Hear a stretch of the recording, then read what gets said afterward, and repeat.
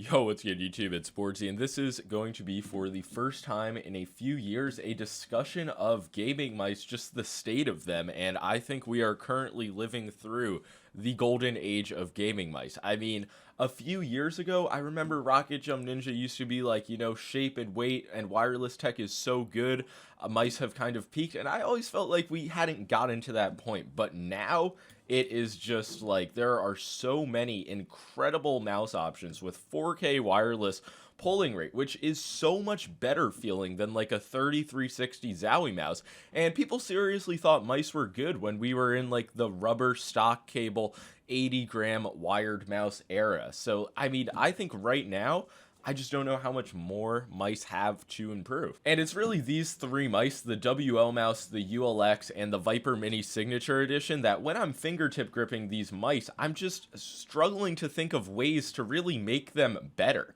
I get asked a lot, like, where do I see mice in a few years? And I genuinely have no idea. Like, maybe I'll be looking back at this video and being like, wow, I was such an idiot. Like, I thought mice were good in 2023. But this year, I'm going to have to make, like, a top 20 mouse list. It's not, top 10 is not going to be nearly enough. Top 5 might be fun just for, like, a few, like, major releases I like. But to cover the year, there have been so many mouse releases. I feel like ergos are kind of like lagging a year or so behind ambies. Like, nobody's really pushing out an innovative ergo.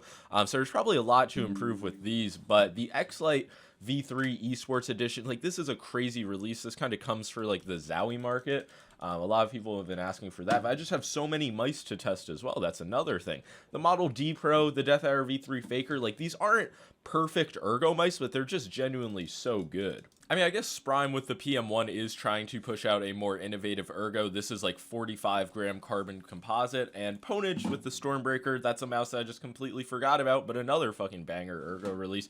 And yeah, I feel like you guys get the point. If you watch all of my reviews, there have just been an insane amount of releases this year. And for the most part, these have been high quality mice, really the best that mice have ever been. You can go out and get a solid performing $33.95 compatible 4K mouse for like under $50 on Amazon, MechKeys, AliExpress. So there's a crazy budget market that has taken a leap this year as well.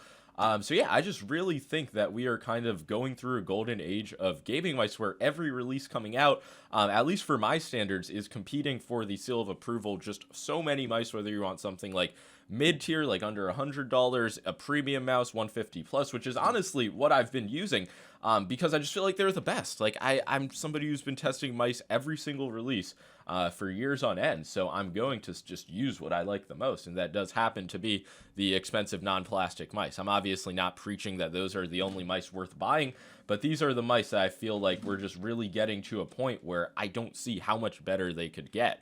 Like, if it was 10 grams less, maybe I'll come around to that, but is this the only improvement? Like, weight, I feel like tech is getting to the point where there's just not any noticeable issues with wireless implementations, but that's something that I can definitely see gradually improving. I know China has like Neuralink tech coming out. I don't know if I'm even allowed to talk about that in the United States.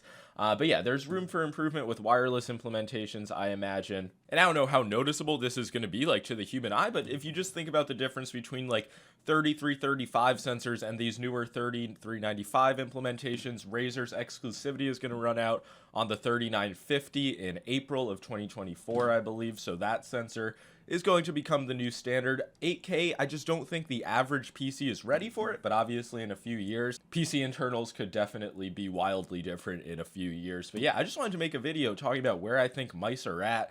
Like, whether you want an ambi or an ergo, a cheap mouse or an expensive mouse, there are just so many mice on the market at this point that there is truly something for everybody. And yeah, I would kind of define that as a golden age, because I think top tier mice are like the best of the best, and even like $30 mice get you like 90% of the way there in some cases. But yeah, lots of end of the year mouse content coming soon, which is kind of like what inspired this video, and of course mouse reviews of the mice on my desk that I have not posted about yet. But yeah, if you guys enjoyed this video, this kind of just more like rant discussion style video, make sure to let me know in the comments, leave a like and subscribe if you enjoyed, and that's gonna be all. Peace.